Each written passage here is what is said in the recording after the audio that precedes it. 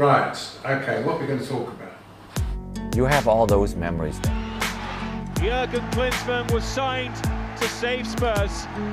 And there were very nice emotions. He's left his mark in the minds of the Tottenham fans.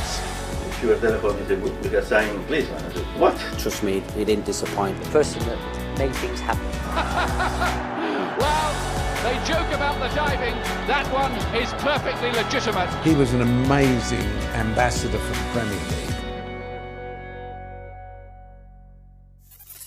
I've been in the doldrums really. Attendances were down, Hillsborough had happened, Heysel had happened.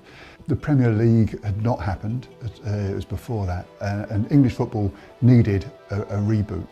And it came in 1990, suddenly a team that started pretty poorly at that World Cup clicked.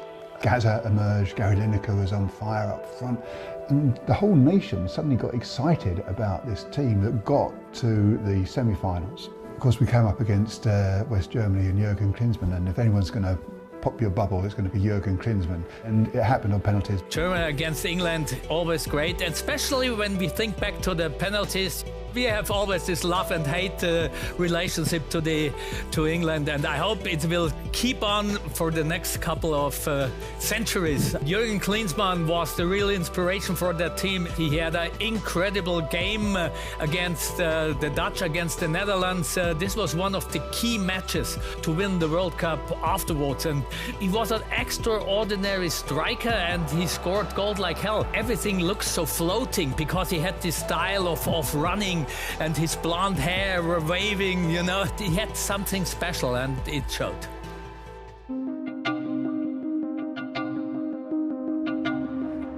Nice to be at Wembley for the wrong reason.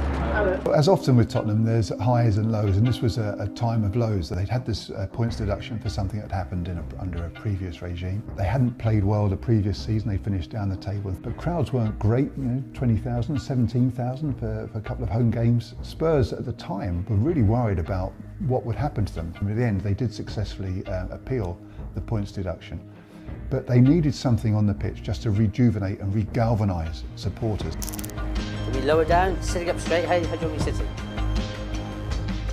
The early 90s were a strange time for us. We were mainly more on the business papers than we were on the sports pages, because it was very much the club was going into bankruptcy, we were struggling, success that we were looking for was not really there. Coming into the 94-95 season, it was strange because suddenly the club were being charged by the FA, 12-point deduction, 600,000 fine, and a ban from the FA Cup, which is outrageous.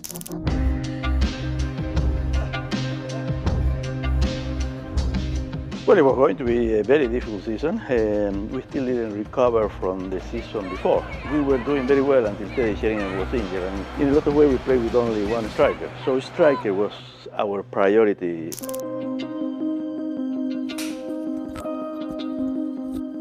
My idea was that we need to boost the morale of the club with 12 points deducted. And Ozzy, being Argentinian, I said, you must know Maradona. He said, of course I know him, yeah, of course. I said, tell ask him to come to the club. I knew anyway that Diego was available because he just left Italy. He says, well, he won't come here. I said, well, ask him. He won't know unless you ask him. He says, would you employ him? I said, yes. It was definitely a possibility. And in fact, I said no, because I was very close with Diego and I knew very well how bad he was at the time in terms of his personal life. As a player, definitely the worst part of his life. There were a few weeks going past whereby all the talk was about Diego Maradona coming to Spurs. I think we all thought that was going to happen. And I think there was a lot of excitement around the club that it would happen. Tottenham have been trailblazers in bringing in overseas players. Of course, bringing in Ozzy and Ricky Villa after they'd won the World Cup for Argentina. For Romania, Ilie Dumitrescu and Jică Popescu had fantastic World Cup, and on the back of that, obviously, we signed them. Those two coming in, very much strengthened our squad, very much what we were looking for. Well, they were big names, but they weren't global superstars. I don't think everyone was convinced they were going to be the signings that would transform Tottenham. It's obvious that Tottenham needed to do something more.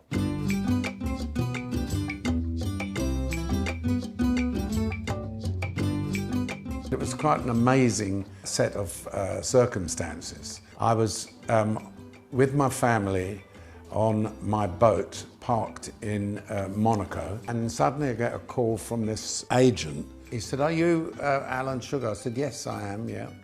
He said, "I'm the agent of Jurgen Klinsmann." So I thought this was a wind-up, really. As the Spurs fans would say, "You don't know anything about football, Sugar." But even I knew who Jurgen Klinsmann was. I never really planned things ahead of time. I was in a situation, I came from the 94 World Cup, scored there 5 goals, and AS Monaco said they agreed, Arsene Wenger agreed, because he was my coach there, that if I bring in a club and I want to move on after 2 years with AS Monaco, that would be fine. Klinsmann had been relatively successful in the World Cup that had just been over. I said, "What do you want to say us for? We've got 12 points deducted. We've been banned from the FA Cup, so why would he want to come and see me?" He said, "Well, he wants to play in the Premier League." He said, "Well, where are you?" I said, "Well, I'm actually in Monaco." He said, "Well, so are we." He said, "I'm looking out of the apartment and I think we can see your boat. It's a blue boat." I said, "That's right." He said, "Well, we'll be there in 5 minutes."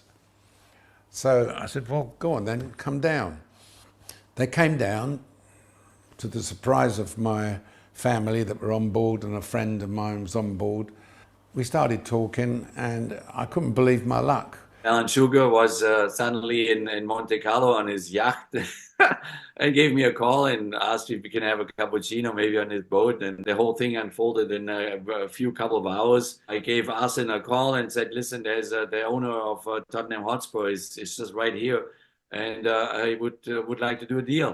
To me, it was like a no-brainer. I mean, can you imagine? I was thinking to myself, can you imagine if we announced that Jurgen Klinsmann was going to play for Tottenham? So I get in a tender, which is a small boat, go up into the offices of Monaco, and sitting there was the boss of Monaco, president, and Arsene Wenger, right? He must be just about to leave. We did a negotiation and all that stuff, and they said, "Yeah, okay, you can have him, 2 million quid." And I thought, this is ridiculous, right? So I phoned Ozzy, and he said, "Yeah." I said, "Ozzy, I've got the opportunity of signing Jurgen Klinsmann." I went to Brazil to talk with the Central Forward Brazilian national team. And when I was there, I hear the news that Sugar telephoned me and said, "We have signed Klinsmann." I said, "What?" So I was incredibly surprised, of course. It was not in my radar, say, because I never thought that we would be able to buy Jurgen, because Jurgen, I mean, he will have many options. And so I was very surprised, a very, very happy surprise. Normally you hear a little bit from, maybe the manager or the chairman, but there was very little about it. It was all a very covert operation taking place. The World Cup was over, it was the end of July, teams were back in pre-season training, but I'd actually booked to go on holiday. 3 small children in the car, we were driving down to Devon. I get on the phone to Vic Wakelin. Now, Vic Wakelin was the director of sports at Sky at the time. My wife was just looking at the house when the phone rang, and normally when Alan Sugar phoned up at that time, it was because he wanted to moan about something that he thought we'd done wrong. "Vic, I got a coup for you. Just about to sign Jurgen Klinsmann." He goes, "You're joking." I said, "I'm not joking, mate." I said, "And what I need you to do is to get a camera down here at Monaco Harbour." It's your scoop if you want it. Because as I walk out, I'm going to walk to the edge of the water with Klinsmann. I'm going to grab his hand, and you're going to take the picture of it. And that means he's going to be stuffed with not being able to back out, right? You need to be on my yacht in Monaco in an hour and a half. I thought it was going to be at the training ground anyway, so you think, Monaco, how am I going to get a camera crew there? I've got the kids in the car, so get the kids out of the car. So we're going on holiday later, not sure when. And then we chased around to try and find a freelance crew that could get to Alan Sugar's yacht in Monaco. So we walked down the stairs, come out the door, and bless him, Vic had laid on these people, and there's a crew of cameras there, and Klinsmann's gone, "What's happening?"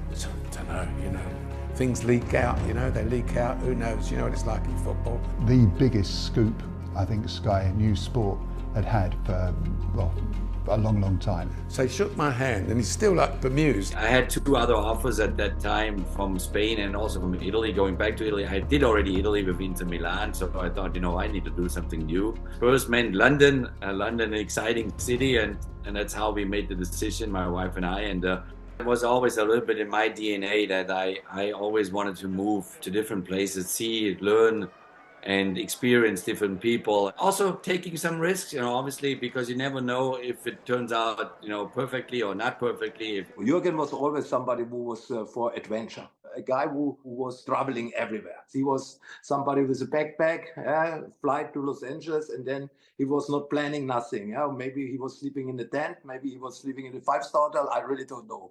But Jürgen was like this. The players, they had a Ferrari or Audi or Mercedes, he had a Volkswagen. He was different. Alan, could you walk together? Could you walk together?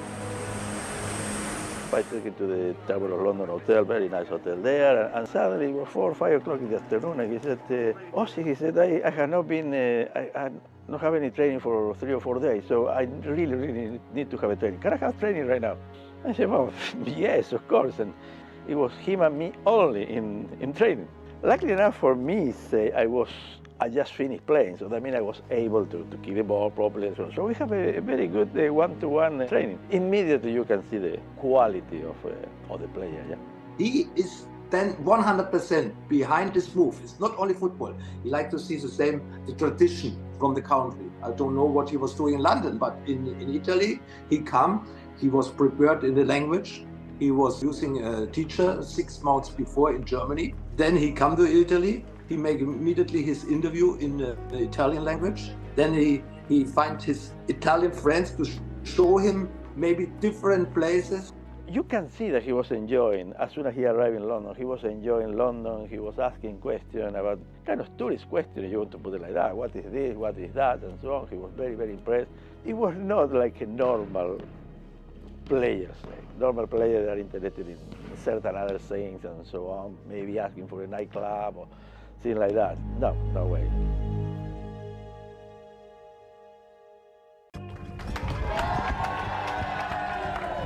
The signing of Jürgen Klinsmann is seen by expectant supporters as the turning point in Tottenham's fortunes. People said he was a bit of a diver.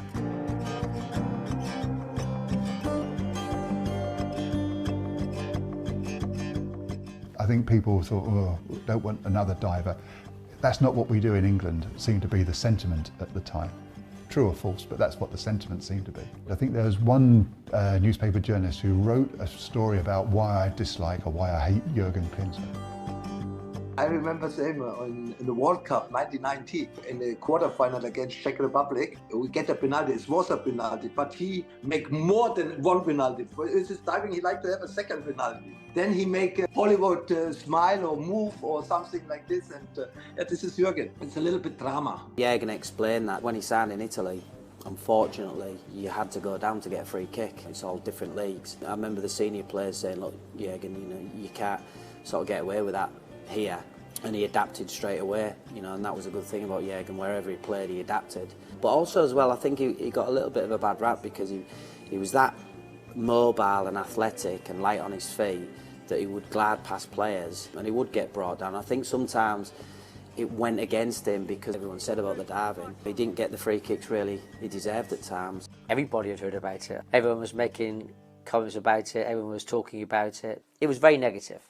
And that had a big effect on Jürgen as he was coming to the country. We had discussions about it, and he said, look, I've never cheated in my life. That was a very, very English thing with the press and so on. It was not in any other country. For example, I never heard that in Argentina.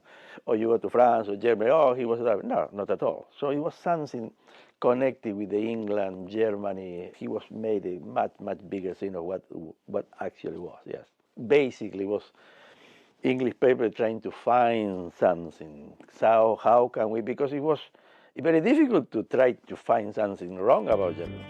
We think a very brave move to go to England and go to Tottenham and facing all these things, what he faced then at the end in England. But I know that everybody was talking him about a diver, but he was no diver. When I remember in Stuttgart and even later when he played for Bayern, it was not that way. He was not famous for that. The German international already tagged dive bomber by the British media at the perfect opening gambit. I just wanted to ask if there's any diving school in London. That joke kind of came as an advice from a friend of mine that said, you know, you always have to add something to when you get provoked by the English. You know, it's their humor. It's you got to learn that. So that was a kind of plan. In the end, we said, look, the culture in this country, if you come out firing from the hip saying, how dare you do this, what you have a go back, they'll come back fighting again. I said, the best thing over here is if you can be seen to be laughing at yourself. We'd obviously been well briefed about his reputation, and he disarmed everybody, and that completely changed the atmosphere. He said, well, why not for his first big interview that he has to do, why don't we hire one of those old diving suits, you know, with the massive, the face opens, the big massive metal thing. Couldn't get one anywhere. We thought it'd be brilliant. Imagine if everyone's waiting for him to walk in, and he comes walking in like this metal diving suit. We just thought that'd be fantastic. Jürgen, there's a lot of rivalry between Germany and England football-wise.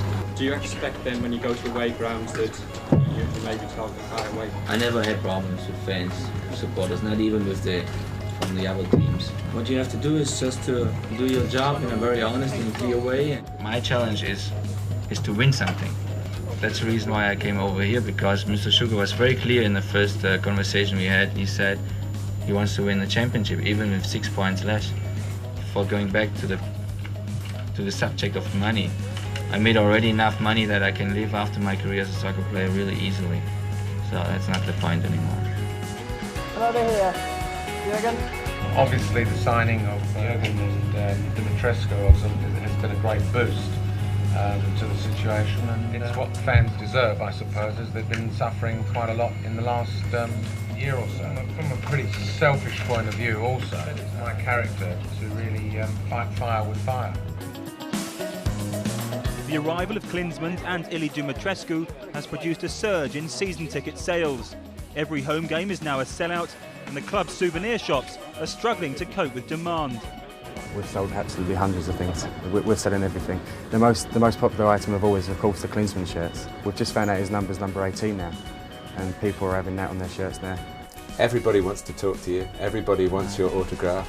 How are you coping with this fantastic arrival in England? You know, I'm very happy how friendly everybody is to me, and I just came over and I didn't expect anything. I just said, you know, I try to make a new experience, and I'm very glad how they welcomed me, everybody. But I think we shouldn't forget that it's a team sport.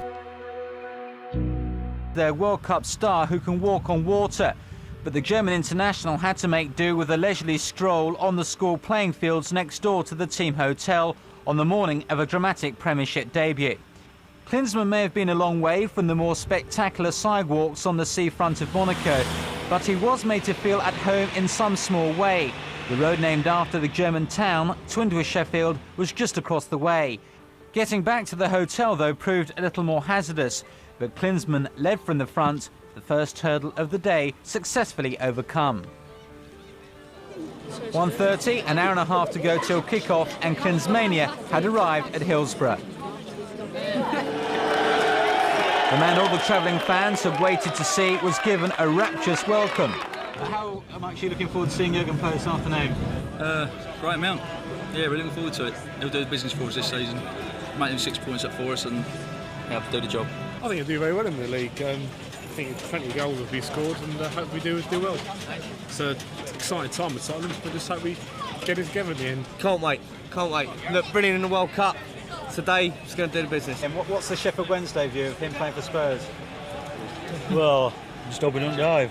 The fans at Sheffield Wednesday welcomed me at the stadium with signs 5.7, 5.8. You know, when we drove up with the bus, and my teammates, they freaked out. They were laughing like crazy.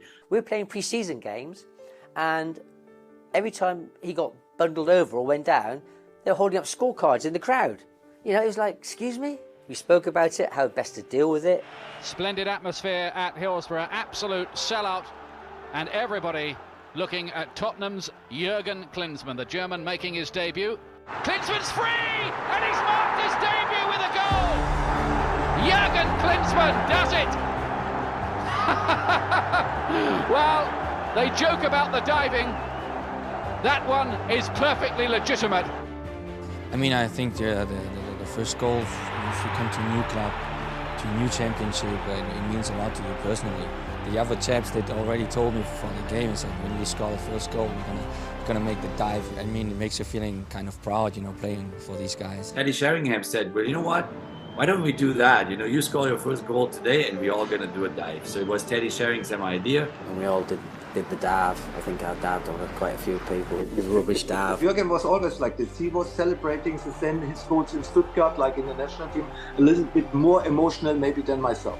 Don't know why he made the diver, but I think this make him more famous than the goals in England. I was inspired, to be perfectly honest. Everybody was kind of against him because of diving and so on. Now everybody was with him. I mean, this guy is wonderful. When you are saying somebody's diving, basically you are saying that it's cheating for anybody. It's a big insult, to be perfectly honest.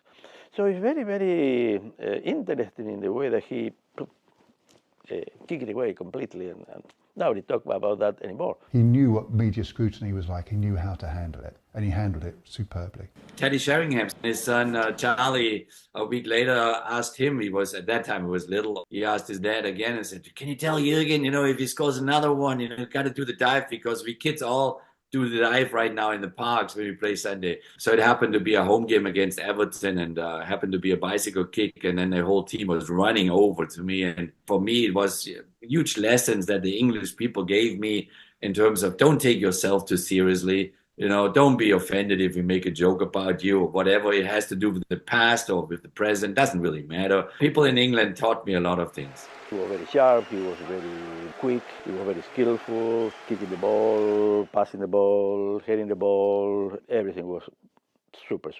The main thing, I would say, his intelligence. He was very, very intelligent. He knew exactly where to go, tactically he was very, very well aware and so on. And at the end, you have to put in, like every super player, character. A wonderful character, a winner. Jürgen was a person that made things happen. He was a total role model to all of our young academy players. He trained like he was playing, you know, a Champions League final. People wanted to go and watch him, to boo him, to cheer him, just to be amazed and excited. I always remember the buzz around the training ground was just incredible. When you sign someone like that, a world-class player who's won the World Cup, been there, seen it, done it, and you just can't wait to see him in training. Trust me, he didn't disappoint. He was the ultimate professional. To say in your career that you played with the likes of Jürgen Klinsmann and Paul Gascoigne is incredible, really. He was an amazing ambassador for the Premier League. Every single club we went to in that year, they were packed out to come and see Jürgen Klinsmann play. And I remember Manchester United, Martin Edwards coming to me while I was there saying, do me a favour, Alan, can you get me one of his shirts to sign for our museum? I said, certainly. That was it, that was Klinsmann. Very, very positive memories, obviously, to understand how massive this club is. Thanks God we made that decision, because it's been such an exciting time when I was permitted to play for Spurs.